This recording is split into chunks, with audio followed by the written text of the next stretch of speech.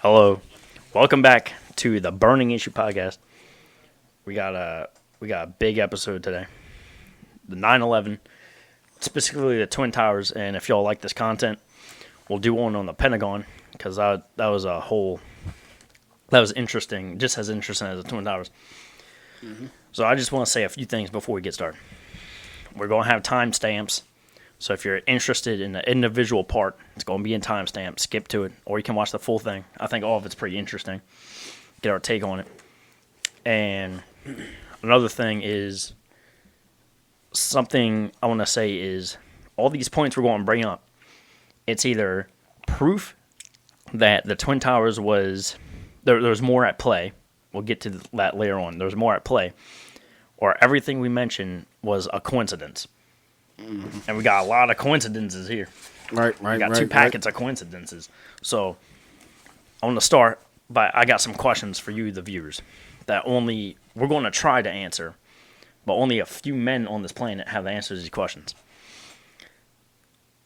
How did the hijackers, they were barely certified, but they could pull off impossible maneuvers and were never found on airport CCTV cameras? What does the black box data say? How could some of the passengers call off their cell phones mid-air on their cell phones in 2001? How could the top of the building fall at the same speed of gravity and still have enough force to collapse the intact structure below? What were those explosions heard before the building collapsed? And why did Building 7 look like a textbook definition demolition?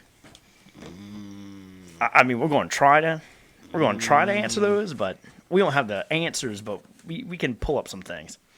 Mm-hmm. So, James, what you got?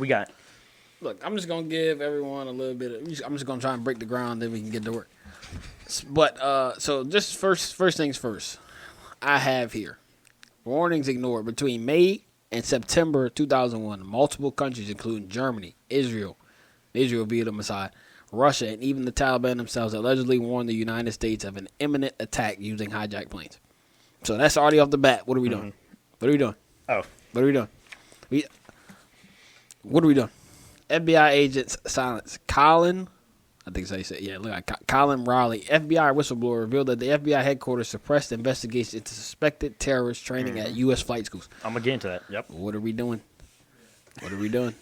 Presidential Daily Brief, the famous August 6, 2001 memo titled, Bin Laden Determined to Strike the U.S., explicitly warned against attacks.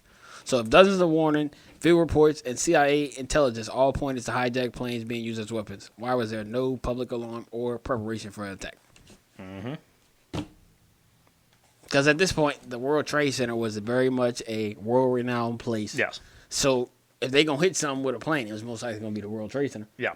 Or the Pentagon. From a terrorist point of view. Exactly. Because that's going to make a mess, or make a statement, rather. So, yeah, what are we doing?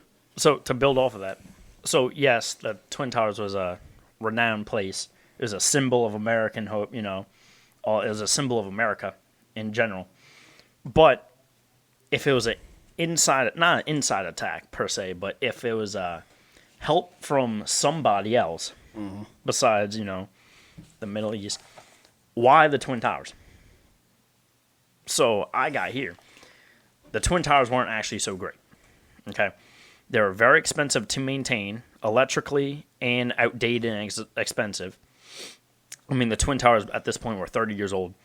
Large amounts of asbestos, over 400 tons of it, were fireproofed it. That's going to become important later on. So all this asbestos, when they were building the building, it became outdated. And, for example, every renovation that they had to do to the Twin Towers, the asbestos had to be removed because it's cancer-causing. So one bid on it for 6 floors, it would cost $868,000. That's approximately over $100,000 per floor to remove the asbestos. Mm-hmm. So that's some reasons on why, if it was an inside, it would be billions of dollars to renovate and demolish those buildings, right, legally and accordingly. Right. So that's about the buildings. That's a good motive. And then you want me to hop into Larry Silverstein? I don't know what it is, but yeah, right after that, we can talk about the National Institute of Science, or is it Nist? Safety? Yeah, Nist. They did a report, and it's very telling. Go ahead. So, Larry Silverstein, this is very interesting fishing right here. Again, could be a coincidence, but listen to Larry Silverstein. So he was the owner of Building 7, Right. also collapsed that day.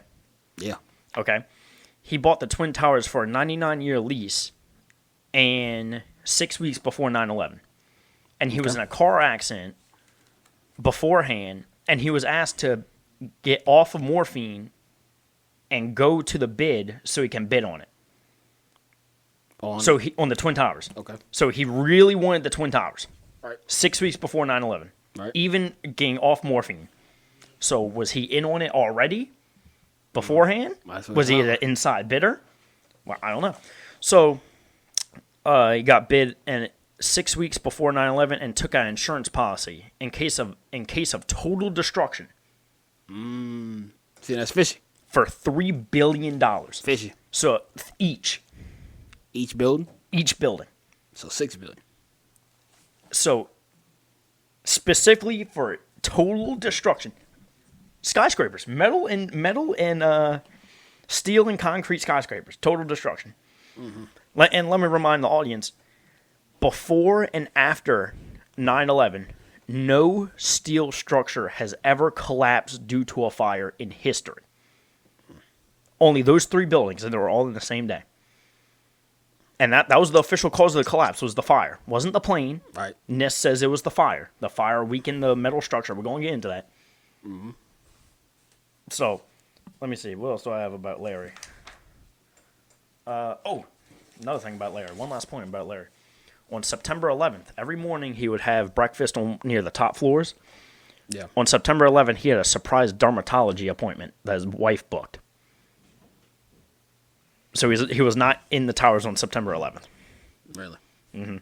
Interesting. So please tell us what NIST said. So NIST stands for National Institute of Standards and Technology. So NIST admitted that World Trade Center 7, the building, experienced 2.25 seconds of free fall, indicating no structural resistance, which natural fires and damage could not cause. So I'm gonna get into off the bat. Let me read again. Indicating no structural resistance, which natural fires and damage could cause. Now, scientists like Stephen E. Jones claim to find nanothermite particles in World Trade Center dust. Yes. So hold that.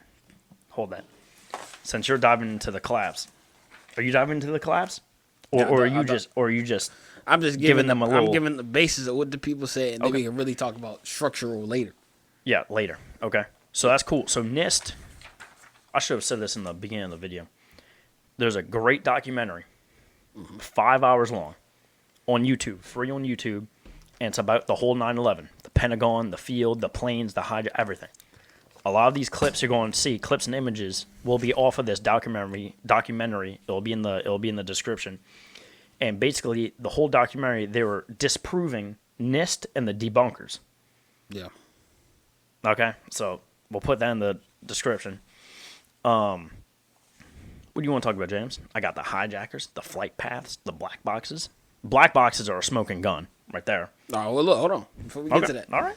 Firefighters and news reporters on the ground, FDNY, which is the Fire Department of New York, and Richard something, whatever, he's a reporter, described secondary explosion before the collapse. Quote, unquote, this quote, secondary explosion. I got a clip for that.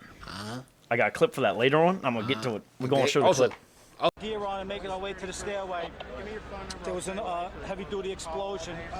Everybody just started running for the door. Everybody was trapped. New York's bravest never had a chance. We really never even got to that close to the building. An explosion blew and it knocked everybody over. The whole time you're hearing boom, boom, boom, boom, boom. So I think I know an explosion when I hear it. Also, what we talking about? What's his name? That we were talking about? Larry Silverstein said in the PBS documentary. Make sure I read this.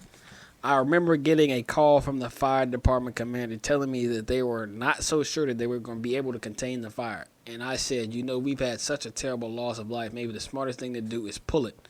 And they made a decision. And they made that decision to pull, and then we watched the building collapse. So, if World Trade Center 7 fell from office fires alone, the first and only time in history for a steel skyscraper to fall, Why they look exactly like every other controlled demolition ever filmed? Yep. Playing a clip right now of controlled demolitions against Building 7. I got it saved already. Playing right now while you're saying that. So that's interesting because a news reporter caught a fireman or somebody on the ground with a walkie-talkie saying, yeah, get everybody out of there. And he did a countdown. And then Building 7 fell. 3, 2, 1.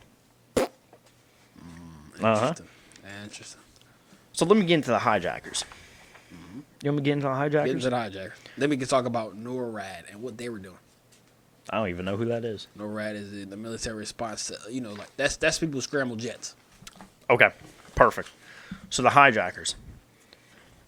None of the hijackers have previously flew a jet or an airliner. They just flew prop planes beforehand. Right. Okay? And that's very different.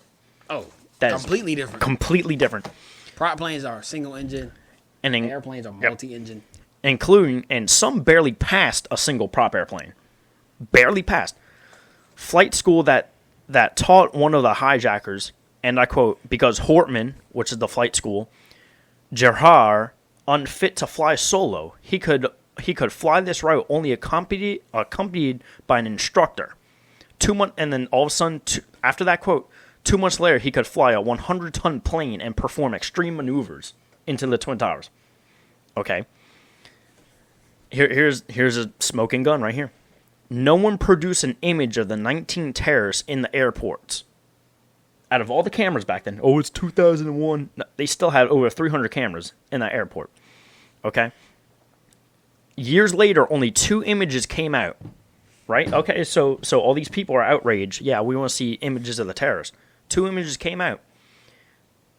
But the terrorists, the so-called terrorists, they were born in the wrong flight. So they're like, yeah, look at here's the terrorists. They're at the wrong terminal. Right. They could have hot terminals, but why? And also years later, a video released of the terrorists, but the timestamps were cropped out. Interesting. All airport security cameras have timestamps, time and date, but they cropped them out. Like you would have to try and crop that out. Right. All right, explain the jets. So NORAD stands for North American Aerospace Defense Command. So any type of threat that goes on, those are the people who are around the White House. If you fly over the White House, yeah, you got jets on you within 2 minutes. Yeah. So before 9/11, NORAD would scramble fighter jets within minutes to intercept off-course or hijacked planes. On 9/11, 4 commercial airliners were hijacked and flew unimpeded for up to 90 minutes. Okay. So let's explain something. It's not like NORAD didn't know. Everybody in the world knew what was going on at that point. Especially after the first plane. Yeah, exactly. So what were they doing? That's question 1. Exercises like Vigilant Guardians simulated hijackers that same morning, confusing air traffic controls and defense systems. So, okay. So we got 2 things here that's a little interesting to me. You got the fact that these people have scrambled jets before and have radar, so it's not like they didn't know. They couldn't say they didn't know because we all knew when it happened. And on top of that, why would they do a training exercise that morning? Yeah, that seems kind of sketchy. Maybe you could say that's coincidence, but no coincidence with these people. So my question is, how did America's air defense system, which had an excellent tracking record, suddenly fail spectacularly on the day it mattered most? Yep. Again, these all could be coincidence we're talking about, James. Look, what we're trying to do is we're trying to point y'all to the same direction. Obviously, if there's no way for us to know definitively unless we can go back in time. But if it looked like a pig, if it sounded like a pig, and it smelled like a pig, it's a pig. That's all I'm gonna say. I mean, we're just naming coincidence after coincidence after proven coincidence after coincidence, not just coincidences. So let me get into so I was talking about the hijackers, how they just flew prop planes and some barely passed, right? Yeah. Let's talk about the maneuvers they did. Right. So first, they descended 10,000 feet per minute. Air traffic control person said that was completely unheard of. They were in shock. Right. That's crazy. They were traveling 400 miles per hour, leveled the plane off from a nosedive, gets towers in sight, and crashes it. But this guy never flew a jet before, or an airliner. Not happening. So, nosedive, right, levels out, gets in sight with the Twin Towers while going 400 miles per hour, And then crashed it, but he's never flown a jet. Barely could pass a Yeah. biplane. Okay. That's crazy. First things first. So when he was descending, he was going faster than 400 miles an hour for sure. And yeah, no. And then, that's another thing. 400 miles per hour. So planes can easily go 500 miles per hour, right? Yeah. Easy. But that's in the air where it's thin. So there's this thing called a VMO. And the VMO is a max operating velocity. If this is met, planes can become heavily damaged and uncontrollable or crash. So the VMO at this speed was, but they're going, okay, so the VMO was 414 miles per hour at that altitude. Yeah. They were going over 500 miles per hour when they hit the tower. So it's not possible. That's what I'm hearing. So many pilots are saying, like, they put these pilots in the flight simulator, they couldn't do it. Right. 20 years experienced pilots. They couldn't even do it if they tried. But these guys just flew a prop plane. Right. And a point you're going to get to later, could have been not a plane. Indeed. That just solidifies it. Yeah, that doesn't make any type of sense. No, that's But crazy. since we're on the topic of that, let's talk about the financials of that day. Massive increase in put options or bets that stocks will drop were placed on United Airlines and American Airlines in the week leading up to 9/11. So what? Is that a coincidence? No. So, can you explain what a put? A put is when, so you got calls, Yes. which in the stock market would be you betting on a stock to go up, and a put is betting on it to go down. So long or short, in other words. So these people bet that what the American Airlines stock would go down, the United Airlines stock would go down. so they said was weeks before, days before. It says a week leading up to. So a week before, I understand it. I understand. I'm trying. Yeah.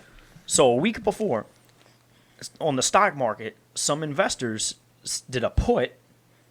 Basically, a put is like, oh, that stock's going to go down on American Airlines Right.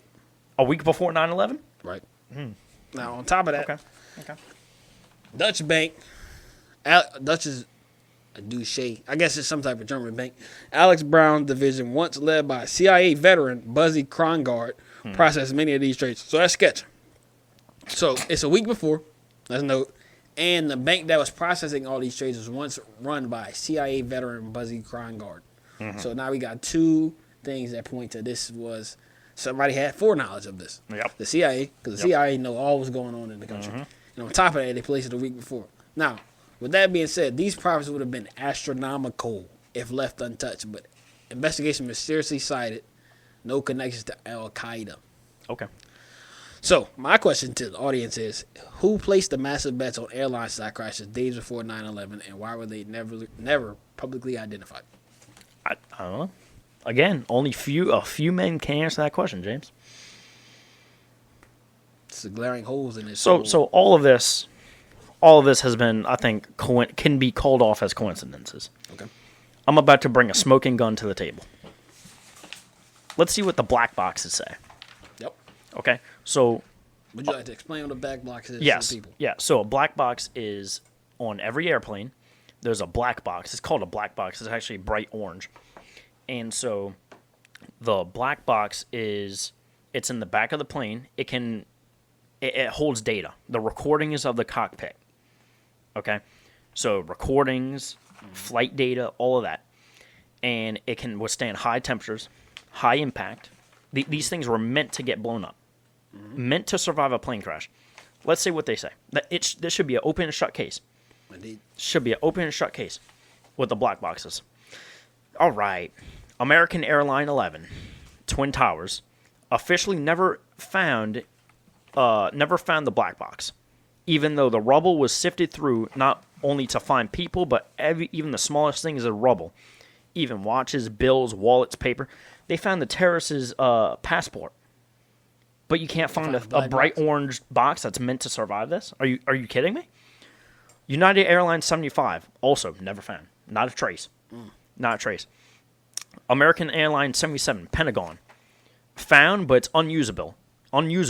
Again, these are built to withstand fire, impact, and located in the back of the plane. United Airlines 93, the field. It was found but never made public. Family members asked FBI to release. They were denied.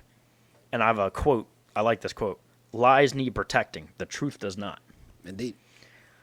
And then both Twin Tower flight path recorders, also the same like structure as the black box, were never found. And I'm gonna play this clip, and we're going to react to it, and I'm going to play it for y'all. So yeah, let's watch this clip. This is James' first time seeing this clip. The file that you see in the background there is what remains of one of the towers. A tractor basically comes in, takes a shovel full of it, and then he feathers it out across the field out there. The guys take rakes, and they rake through it. It's very tedious, but we find bones constantly. As if that weren't enough, the same search was repeated. So what do you think? That's them going through the rubble, and they can't find a bright orange box. Yeah, so, and that's absolutely insane, because I could see if they were like taking out massive chunks, but according to this dude, they were picking up a tractor bin full and dumping it on the ground. They were, and then So hand there's- raking it. And then there's- all this stuff got sent to another facility. Yeah, so there's no way that they didn't find that box. Or not even like a piece of it. Yeah, so So, either they That's somebody going back up inten- where you want to say, yeah, somebody intentionally took it, or I don't know, but that's insane. yep. That's insane. That really makes no sense. So as I said before, this is not a definitive thing, but we just pointing in the direction of what we think it is. Mm-hmm. Because Okay. things are not lining up here. So, what I have next is and I don't know if you want to say this too yet, but it wasn't plane. It wasn't a plane, or it wasn't the same plane that took off of the airport. Right. You want to talk about that? You want to hold that? No. You got to. Okay. And I know you have some points in there about that. Yeah. So, here's a theory. The plane that took off the airport, Airline 11 and United Airline 175, maybe they weren't actually the planes that hit the Twin Towers. Oh, that's outrageous. Maybe it wasn't a plane at all. That's outrageous. Okay, just hear me out. Again, I don't know. This is just a theory. So, the CIA had been swapping airliners with drones since the 1960s, replacing airlines with drones or other aircraft without a trace on the air traffic control and radar end. So what happens is, here's my airliner, right? Here's an airliner. Here's a drone. The drone flies right over the airliner. So now their blip on the radar is identical. They're on top of each other. This one, they both descend because radar's up high. If you go too low, radar's not going to pick you up. They both descend to where this one, the airliner's out of radar range, and this one just picks up. Man, keep flying. So now it looks, they just swapped on radar, swapped out planes. Mm-hmm. And, Will, you have no evidence of this? Blah, blah, blah, blah, blah. The main evidence of that is the cell phone calls. So this one cell phone call changed me. Mm-hmm. This opened up my eyes to this and did more research. So multiple cell phone calls were used off the airplane to call their loved one saying, yeah, the airplane's been jacked. Right. They got multiple of them. You can't, even today, it's very difficult to do that because you're moving so fast, you don't have time to transfer from cell tower to cell tower. And so multiple cell phone calls have been called, and there were cell phones, not airline phones, which are different. There were cell phones because they popped up on their family members' phones with caller ID. Right. So they had to be cell phones. But after so all these news stations are covering these cell phones, but after this, all the cell phone records are scratched. But the news reports are covering this almost live. Mm-hmm. Or days after. But after it got changed to no, they're using an airline phone. Right. So, I'm going to play this clip. This is from a flight attendant on one of the planes. It's called CC Lyles. And this was a phone call to her husband. James, you've never seen this clip before. This is crazy. All right? This is crazy. All right. Just nuts.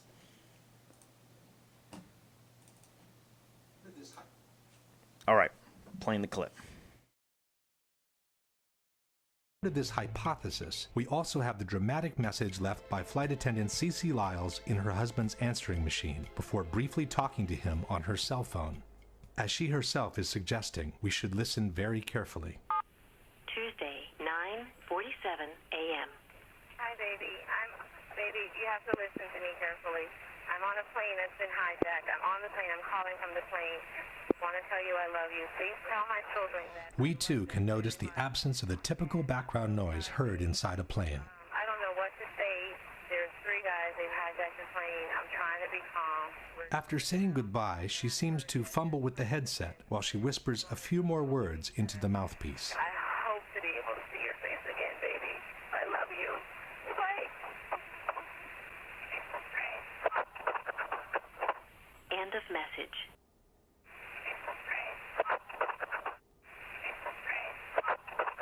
Even by playing the segment several times, it remains difficult to hear anything different from the words, "It's a frame." Interesting. So let me get this straight. This phone call from a flight attendant on a hijacked plane, a normal plane's noisy, from a hijacked plane in 2001. There's no one crying. There's no one crying, no baby screaming. My question is, how is she able to get on the phone? That, These hijackers not sit down, yes, be quiet. Exactly. So that's the thing. There's no babies crying. There's no people praying. There's no people screaming. Mm-hmm. And they're like, oh, but the hijackers could have told them to be quiet. But yet she's on the phone? Yeah. That doesn't make sense. That doesn't make sense. Again, she's on the phone, making a phone call at high altitudes. In the middle of the air. That you cannot, in 2025, you cannot call somebody from your cell phone on the plane. And then obviously the whisper, again, she's whispering, "It's a frame." But even if you don't hear that, what is she whispering for? Right. Why are you whispering? You didn't whisper the whole phone call. Right. Why whisper to the end? Why whisper to the end something, "It's a frame"? That does not make sense. That does not make sense. It seems pretty fishy to me. Mm-hmm. With all of the evidence we've laying out, just from this point on, it looks very fishy. Mm-hmm. I would like to add on top of that, let's talk about the 9/11 Commission, which was formed under President Bush and Vice President Cheney. Initially opposed an independent investigation. Yeah, so President Bush and Cheney, Vice President Cheney, initially opposed an independent investigation. Why? Now, why do they oppose an independent investigation? Because those independent people have no allegiance to the government. Mm-hmm. But even if you don't want to hear that, listen to this. When the 9/11 Commission was finally formed, it was underfunded, $3 million initially, compared to, example, the investigation into the Challenger disaster, $50 million in 1986. Okay. Now, inside testimony, several members of the 9/11 Commission, like former Senator Max Cleland, resigned, calling the inquiry a cover-up. Okay. Okay. If the government had nothing to hide, why were the investigations resisted, limited, and obstructed? Mm-hmm. I mean, look, I'm gonna say the quote again. If it's a lie, you have nothing to. Why cover up if it's the truth? You don't cover up the truth. You don't. The truth just is. Exactly. So that doesn't make a lot of sense to me. But let's discuss how the building. Let's discuss how the building evolved. Yeah, how it fell. What did it look like? I like that. You want me to get? Yeah. You want me to get into that? Okay. Yeah. All right. So I'm gonna get into some civil engineering here. So, and I got overhead cam right now. I got some pictures. So the Twin Towers was built with a middle structure that held the elevator shafts and the stairs, right? And the outer structure was all these steel columns, windows, all this stuff. So in the middle, it was kind of like a donut. In the middle, it was free open space, no columns. Let me see if I can get show y'all a picture here. Should have a picture like this. So the elevator shaft, stairs, and all this middle was like office space. Okay. It's kind of like a donut. Is that overhead cam? So, and this middle structure could hold 60% of the tower itself. Right. Okay. So let me get into use a high technical computer software, MS Paint. Oh. This is me right here. MS Paint. So this is the side profile, right? Yeah. This side profile. This middle part is elevators, stairs, whatever need to be. This is the outer walls. And these struts right here, they connect the outer to the inner walls. And this is where the floors would be. Okay. Okay? This is going to be important later on. And then another important thing is this whole thing is up here is the hat truss. Okay? So it holds the outer and inner layers together. This is also where the antenna would be. Okay? So that's going to be important later. So that middle section holds 60% of the tower. Okay. The weight. The lead engineer of the Twin Towers, John Skilton, in 1993, said a large airplane could hit it at 600 miles per hour. He said that when this came out. Okay? Then, so the main cause of the collapse, according to Nist, is the fires. Those struts that held in between the inner and the outer, the fires weakened those enough so they drooped down and they pulled it down. Right. Pulled down the outer layers. And that makes sense, but it doesn't.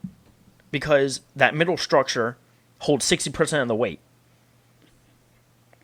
And so they said once those steel girders caved in, the floors just stacked on top of each other. Pancaking all the way down. This don't make sense. Now, if that did happen, that middle structure should still be standing. Right, but it wasn't. It was total destruction. Right. The floor should have collapsed around that metal structure. And we're going to get on to why it collapsed how it did. And also another thing, jet fuel fires only lasted a couple minutes. Right. The rest of the fire was office paper, furniture, all that. That cannot melt steel. Jet flames can weaken steel, but it only lasted a couple minutes. Right. Paper fires, no. That's not going to happen. Again, no skyscraper in history has ever collapsed from a fire alone. So wait, before you go, let me remind what I said earlier. Scientists like Stephen E. Jones claim to find nanothermite particles in World Trade Center dust, a high-tech explosive material used in military demolitions. Yep. So also engineers that built it said the building can support 3 to 5 times the weight. Right. Alone. And let's get into this. So the towers, as you said before, it fell at free fall speed. How can something fall at free fall speed and demolish stuff underneath it? That doesn't make sense. That's like saying, here are multiple cars, you're going 60 miles per hour in the back, and you hit this first car, that hits the second car, that hits the third car. You slow down drastically. Right.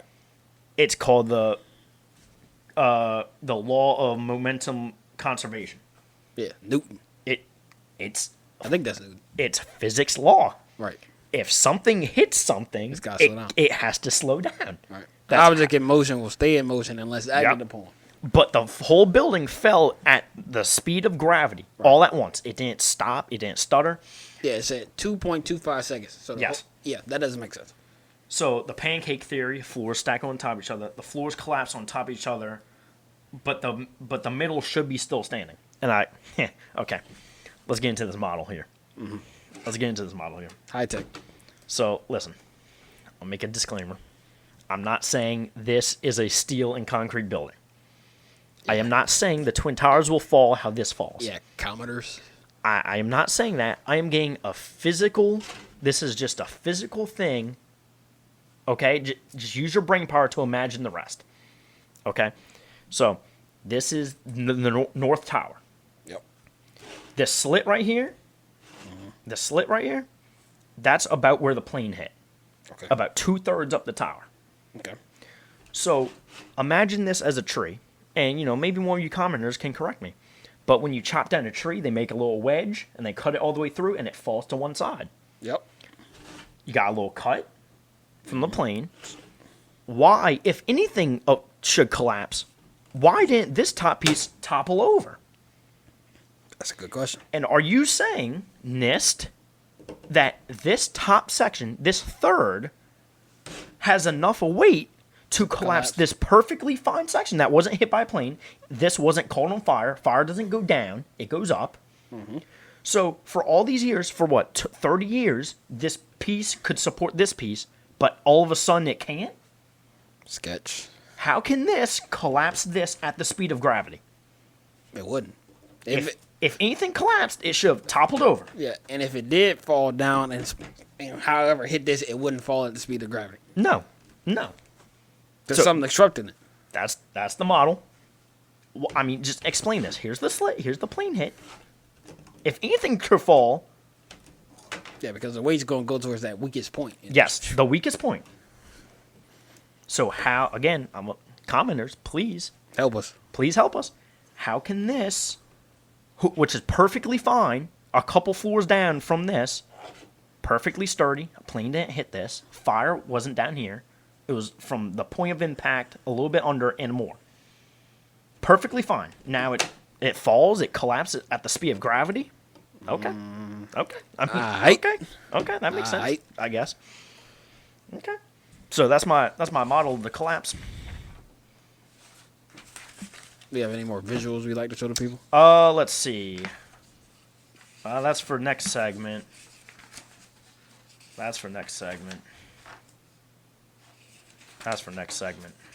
Nope. That's it. I don't think I have any clips for that either.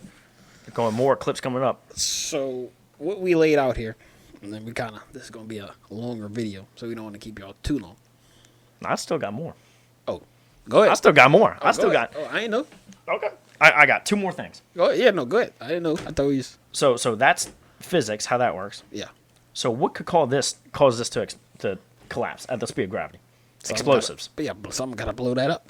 Because as they was hitting this, as this got hit, they could have waited until they saw like this was going to give. Yep. Boom. Yep. And then Yep. So the explosives theory is weeks before 9/11, a week before 9/11, the CCTV cameras were down. First time in 30 years because of a power outage. So now they can't monitor who's going in and out of the Twin Towers. Yeah. All right. One of the most important buildings at that time. Many people were coming. 4 days before 9/11, bomb-sniffing dogs were removed. Head of security said he didn't know why. Right. Hold on. Weeks before 9/11, heavy construction was taking place on vacant floors. All these office workers said they could hear it. They could hear grinders, bins of metal, all this. Firefighters and police report multiple explosions during and before the collapse of the Twin Towers. 1/5 of first responders reported hearing explosions. Cut columns were noticed hours after the collapse. Cut? With a cutting torch. I have a picture. And there were iron workers there to clear up the debris, not hours before, not hours after. They couldn't find nobody. So this picture I have, and this is a common demolition technique. The grind is still sneezing. That's a perfect 45-degree cut if I've ever seen one. Sure is. With molten metal. You don't have much torch work? That's a torch right there. I promise you that's a torch. You see the molten metal? Yeah. Dripping down? The fires weren't hot enough to melt the metal. Weaken it, I guess. Melt it? No. A 45-degree cut. Grind is still smoking. Okay? Okay? So, cut columns were noticed hours after the collapse, and squibs were seen multiple times before the collapse. What's a squib? So squib is the expulsion of dust and concrete from a demolition job. I got a clip. You want to see the clip? Yeah, let's see the clip. I'll put this clip on. It should be called squibs. It's right there to the left. That one. All right. Let's listen to this together.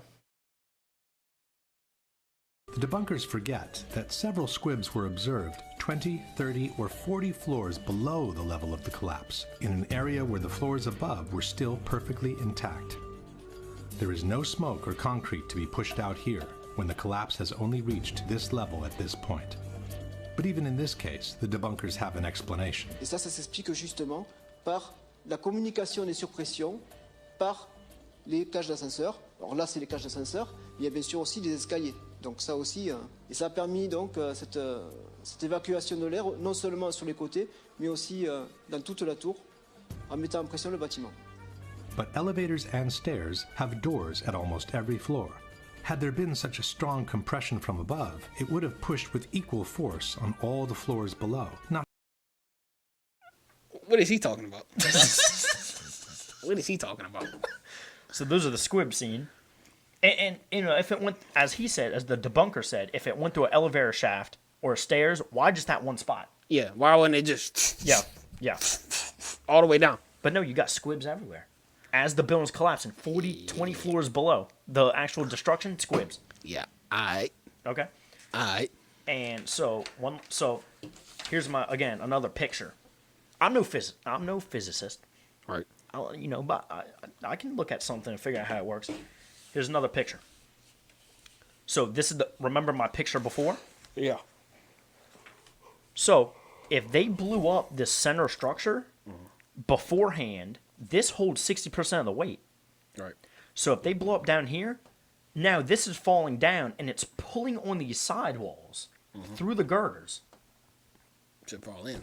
Falls in on itself. Yeah, but that's not what happened on that video. And the hat truss, they would have to blow up as well, because we're going to get into that. So let's talk about the hat. The hat ties everything together. It also supports the antenna. So this hat truss, if the building collapses, the hat truss should be on top of the rubble. A crown of death. Right there. It wasn't. Where is it at? There was no hat truss. So here's a picture of the hat truss. This blue, right? Looks pretty intricate. Oh, that's just nothing but toothpicks and that's nothing, bro. That's a picture of the hat truss, bro. That is no toothpicks. That just can't that can't disintegrate, bro. Right. Yeah, it's not just going. That can't go nowhere. And they found the antenna, but no signs of the hat truss. It should be on top. It didn't get. There's nothing to crush it. Right. And in some videos, I'm gonna play the clip. When it's collapsing, you can see the antenna falling first, a millisecond before the rest of the tower, and that supports my theory of them blowing up this middle structure, because the antenna is right here. Right. So if you blow up this middle structure first, and then this, but look at. I hope y'all do y'all's own research and go look up debris. You won't find this. Look at that. It's very sketchy. And one last point. I don't want to keep y'all too long. Building 7, the same owner as the Twin Towers, also very sketch. So it looked like a perfect demolition. Play that clip right now. It's just Building 7 falling. Textbook demolition. Hundreds of demolitionists have said no doubt is a controlled demolition. Officials' response, the collapse due to a fire and the failure of one column caused the collapse. That was the official thing. A fire and one column given out. One column given out. Little battery. That's fine. I don't need it. One column gave out. Here's another thing. The BBC reported that the Building 7 collapsed 20 minutes before it actually did. And the reporter was standing in front of Building 7 in the background. Yeah, I got that too. All right. So how can you report Building 7 is collapsing when it's in the background of your live TV? That's all I have to say. That's what I have to say on 9/11. Just to close it out, I think 9/11 was the day that the powers that be declared war on America. Yes. Because after that, guess what? We was back overseas doing stuff that we had no business doing, and we've been there ever since. And we're just recently had we pulled out and left all our stuff over there. Yep. Because 2001, 1990, that was the golden years. If you talk to your parents, our parents, I don't know, the audience was. They said the 80s and 90s were great and blah, blah, blah. Mm-hmm. But then 2000s, where's where we were? G-Watt. Yep. G-Watt. So yeah. We're not saying we know all the answers, but this is definitely... Here's some coincidences and some theories for y'all. Yeah, so this is just strictly a brain teaser. You can go and look at this all yourself, but all signs point to that this was not just terrorists. Yeah. So yeah. So hope y'all enjoyed the episode. Please like and comment. Subscribe. Please comment. Yes. Even if you disagree. Call us stupid. Oh, I love when y'all call us stupid. Yeah. Bite right back at y'all. Anyway. T-shirts are still live. Yes. Share. Oh, yeah. Share. Share. Anybody who's a disbeliever, please share. Yeah, we will also be putting up more polls on what y'all want to see. Yep. There will be a follow-up episode depending on the Yeah. depending on how this does. If y'all like it, we'll do it. The Pentagon has a whole weird situation going with the Pentagon. So if y'all want to see a Pentagon episode, go ahead. We ready. Yep. We ready. Like, subscribe, comment. Yep. Get the teas while they're still available. Uh-huh. Thank y'all for watching.